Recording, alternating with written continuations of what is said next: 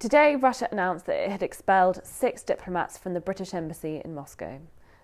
Meanwhile, Prime Minister Keir Starmer is in Washington to meet with the US President Joe Biden to discuss the question of whether to give Ukraine permission to strike targets on Russian soil. My name is Lisa Haseldine and I am the Assistant Online Editor for The Spectator. Joining me today to discuss the question of the escalating tensions between Russia and the West are the historians and journalists Owen Matthews and Mark Galeotti. Mark and Owen, thank you so much for joining me. I thought perhaps we could kick things off, Owen, if you'd be happy just to tell us a little bit more about the news that's broken today that Russia has decided to revoke the accreditation for 6 British diplomats. How significant a move is this? Well, I think, arguably one of the very few useful things that diplomats are for, in fact, these days, is to act as kind of political throwaways, to be sort of thrown in, thrown out. It's indicative of two things.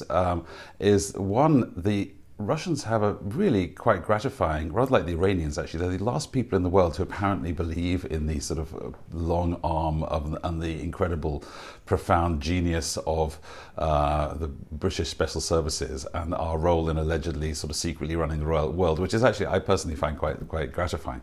But the other more serious thing is that they're clearly sending a signal to the Americans, and that's the other major role of British diplomats is to be the sort of the go-between and sort of whipping dog. And when the Kremlin wants to send a message to Washington, it's actually, basically a sort of consequence-free thing to chuck out a few British diplomats. But it is, on a more long-term political level, a worrying development, because I think it's very clear that we're moving into an endgame situation on Ukraine. You already have, key players like Olaf Scholz of Germany saying that there's going to be there should be Russia should join in negotiations in November. And crucially, Vladimir Zelensky has also acknowledged that Russia should participate. I mean, we're basically moving into the beginning of a sort of negotiated settlement. How that's going to pan out, we don't know.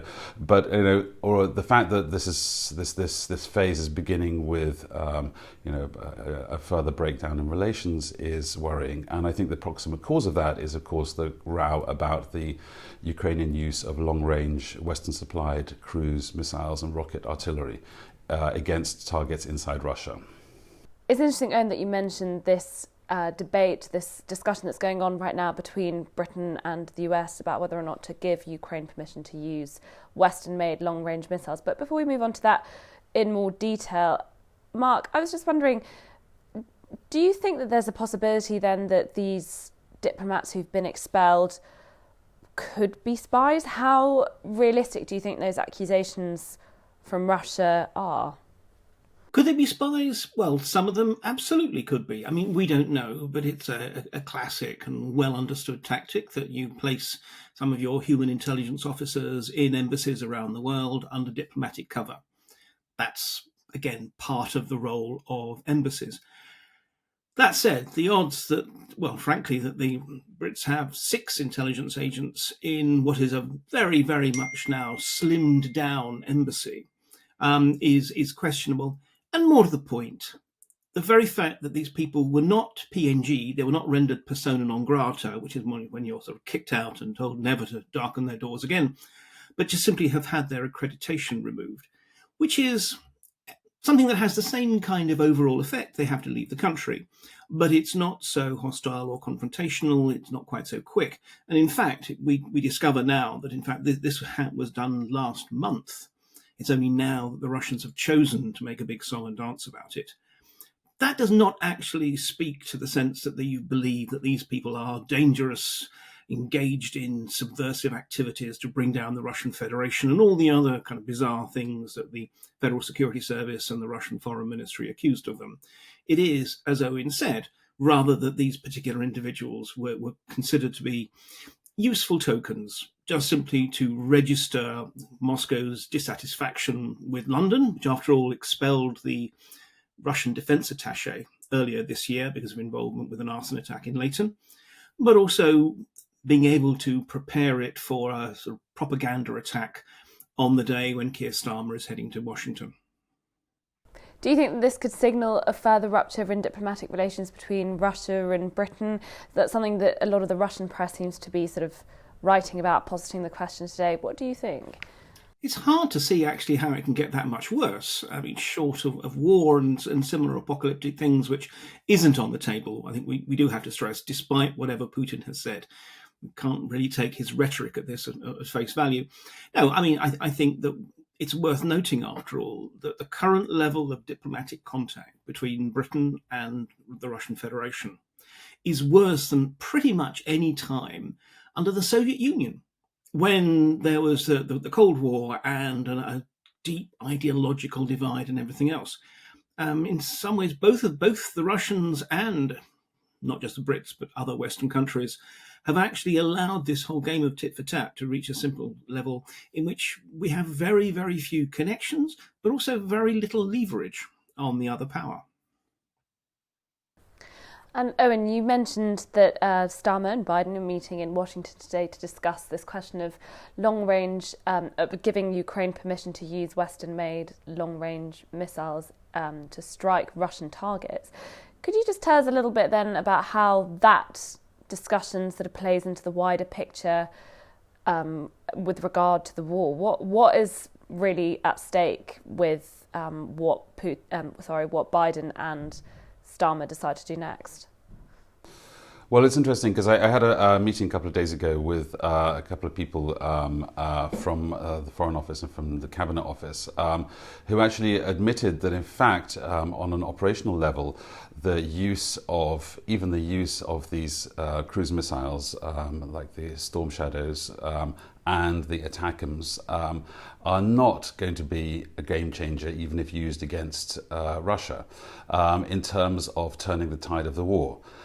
So that kind of somewhat begs the question of why would the West risk that massive escalation potentially? Because the big news is that Putin made a very clear and interestingly worded statement about that use, in which Putin said the weapon systems in question can only be operated by NATO personnel, not by Ukrainian personnel. So if these cruise missiles are used against Russia, we will consider that NATO is now a direct participant in the war. Now, I personally don't know whether that's true or not. I think the fact that Putin says it doesn't mean that it's necessarily not true. You know, Putin lies about a lot of things, but I think that's actually quite a very serious and clear statement that this is maybe the red line. And the fact that we've blown through so many red lines is a temptation to believe that the Russian red lines do not exist. And if you read, the pro-Ukrainian sort of Twitter accounts, they will say it's they're bluffing and so on. But I think that actually at some point there is a Russian red line about escalation and about NATO involvement in this war. And I know for a certain fact that the Chinese, for one, take those red lines very seriously. So I think it's extraordinarily dangerous and something that should be considered very, very carefully, given the authorizing the use of these weapons against Russian targets, given that even the Brits think that this is not going to change or be a game changer in the endgame of the war strategically. So why do you think then it is that they are even entertaining this discussion then, if they don't think? Well, because, you can certainly see why the Ukrainians would want to do this. Clearly they're being attacked. Their energy infrastructure is being regularly attacked by cruise missiles and also air-launched glide bombs that are being serviced from airfields and launch sites near the border, and they would like to hit them. The issue is that actually, many of the long-range Russian bombers are operating, from thousands of kilometers away, as far north as the Russian Arctic. So, the use of a 300-kilometer range, American-supplied missile is not going to change fundamentally Russia's ability to attack or use missiles or use air-launched glide bombs against its infrastructure. But it is, one of the few things that is left for the Ukrainians to do. It's one of the things that they would like to do but have not been able to do. And that's the Ukrainian method of negotiation. They always sort of take one thing, whether it's F-16s or previously it was Leopard tanks, and there's been a whole sort of series of sort of Wunderwaffe, wonder weapons that the Ukrainians have been demanding in order to win the war. And when each sort of stage is reached, then the demand goes to a new thing. And currently, the new thing that's being demanded is the use of those long range missiles against Russian targets, which suits the Ukrainians because they're not the ones that are going to have to necessarily deal with the consequences of a massively escalating war, direct war potentially between NATO and Russia. That's not that's not something that they will actually have to deal with. That's something that's on the contrary a way of pulling NATO deeper into their own war. And Mark, what do you think? Do you think that granting Ukraine permission to use long-range missiles on Russian territory would, as Owen says, pull Ukraine's allies more directly into the war? Do you think that there is a chance that this might finally be the red line that pushes Putin over the edge, as it were? Well, I certainly agree with Owen that we can't assume that just because past red lines have proven to be translucent pink instead, we should always assume that it's always going to be a bluff. But on the other hand, I think that the real red lines are actually about the presence of NATO combat troops on the front line, or some kind of direct strike against Crimea that risks dislodging Russian control from there. Because I think when it comes down to it, yes, of course, these weapons are not wonder weapons that will suddenly win the war. But on the other hand, they absolutely will have a continued accretional value in supporting the Ukrainians and helping them push back some of the, not just air power, it's not just about the planes. It's also about hitting supply bases, hitting military concentrations, hitting other strategic military targets. And it's worth stressing that if permission is given, which I think it almost certainly will, because decisions are not actually made at these summits. These summits are for promulgating decisions that have been made by umpteen behind-the-scenes contacts beforehand. So I think it is fairly clear that we will see permission being given for Storm Shadows to be used, but there will definitely be a restriction on military targets, quite possibly even a specific list of military targets. So in terms of Russian actions, again, it's a dangerous thing to presume that there isn't much that the Russians can do. There are things the Russians can do. They do have escalatory options, but they all have potentially massive price tags for Russia. I see no evidence that with 97% of Putin's operational ground troops currently stuck in a war in Ukraine, that he's got any kind of appetite for tangling in a military conflict with the largest and most powerful military alliance in the world. So instead, we're talking about escalatory options, how he can hit Ukraine harder. But he's already hitting Ukraine pretty much as hard as he can. Yes, he has now a new supply of Iranian-supplied ballistic missiles, but it's not like he was going to be sitting on them anyway. He'll be using them, unfortunately. Alternatively, he could mobilize more troops. He could issue another mobilization call. Last time, he was able to summon 300,000 more troops to arms. He can do that, and that absolutely would give the Russians more combat capability on the ground, but also at massive domestic political cost. Last time we saw that for every soldier he brought to arms, 2 to 3 Russians fled the country. Or, yes, he could step up his campaign of sabotage, covert and sort of deniable attacks, particularly in Europe, that we've seen. We've seen the arson attack in Leighton, we've seen the assassination of a defector in Spain, we've seen a whole variety of other scattered and at this stage still relatively low-level sabotage attacks, but actually quite a worrying sign. But even that, it runs the risk of triggering some kind of asymmetric response from the West. We're not going to be in the business of burning down shopping malls outside Moscow or similar, but there are things we can do. But also, there's a limit to how much capacity his intelligence services have to be able to launch these kind of campaigns. So I'm in this very difficult position that on the one hand, I don't actually see that Putin has a wide range of credible escalatory options other than the rhetoric. And in the past, his rhetoric has led to maybe another day or two of concentrated bombardments of Ukrainian cities, terrible enough though that is, but nothing sort of truly game-changing. But at the same time, we do have to have this constant concern that if Putin absolutely feels that he's been bounced into a situation, remember, this war is existential for him, a situation in which he can only escalate or be defeated, then we shouldn't assume that his rhetoric is always going to be absolutely empty of any real meaning. Well, Mark, it's interesting. You wrote this morning for Coffee House about the British diplomats being expelled, but as part of that you said that, interestingly, the Kremlin had held out some figment of hope that the Labour government, the new Labour government that came in here in July, would somehow perhaps be a little bit more sympathetic towards Russia, or at the very least less interested in sort of this kind of foreign diplomacy that Starmer and Lammy have really been sort of driving forward. I was wondering then, sort of off the back of that, in the face of potential escalation in the conflict, how do you think then the attitude in Russia has changed towards this new administration, Starmer's administration? It's worth noting that, as near as I can tell, the professional diplomats, in other words, the people who actually have some idea of the outside world, even if they have no real traction inside Russian decision-making, they were always much more sceptical about this idea. But, hope springs eternal, and there clearly were some figures within the Russian security elite who thought that maybe precisely a new government, particularly an inexperienced government, it's worth noting, that there aren't the sort of big beasts of the past sort of still driving policy. I think they had a sense that maybe the Labour government will be too focused on domestic agenda to really be that interested in foreign affairs.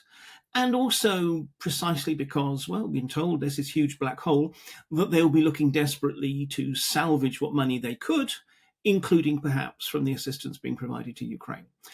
It really was never much of a genuine hope. And ironically, what's happened is, and this is a classic way, that we build up hopes, unrealistic hopes, and then when they are dashed, we get annoyed. And there does seem to be a certain sense of peevishness, even over and above the usual one, because as Owen rightly mentioned before, the Russians still have this sense that of the Anglo-Saxons, it is the Brits who are their most sort of subtle and devious antagonists. But even so, that there is almost a sense of peevishness of why hasn't this new government also got a new policy? And the fact that essentially it's very hard to really see any distinction in terms of foreign and security policy at the moment between the present government and the previous government is something that they seem to have trouble getting their heads around. So on the one hand, we have now these talks going on between Starmer and Biden over giving Ukraine permission to use long-range missiles on Russian territory. But then there have also been some whispers about the potential of a second round of peace talks. This is something that the German Chancellor Olaf Scholz mentioned in an interview last weekend, and that was just after he himself had met with Zelensky in Frankfurt and has sort of apparently also discussed this idea of preparing another round of peace talks, this time including Russia. And Owen, I was wondering therefore how likely you think this is to happen, particularly if, as the reports suggest, there is an element of keenness to try and get these done, or at the very least started, before the American election in November. Well, there's a 100% certainty that they will happen. The only question is when they're going to happen and what format and what the outcome's going to be. So that's not a very useful answer, but there will be talks. Like, this war will end in talks. And in fact, that's actually, strangely enough, people tend to forget, but that's literally what Biden's position was right at the beginning of the war. He gave a very passionately pro-Ukrainian speech back in Warsaw back in the early summer, in the first months of the invasion. And he said, America will do everything possible to make sure that Ukraine is in the best possible place, when it comes to negotiations. He literally, that was the US position right from the very get-go at the beginning of the war. So no one has any doubt that the negotiations are going to happen. The big wild card, I think, is what Putin's real willingness, what Putin's actually truly willing to give away.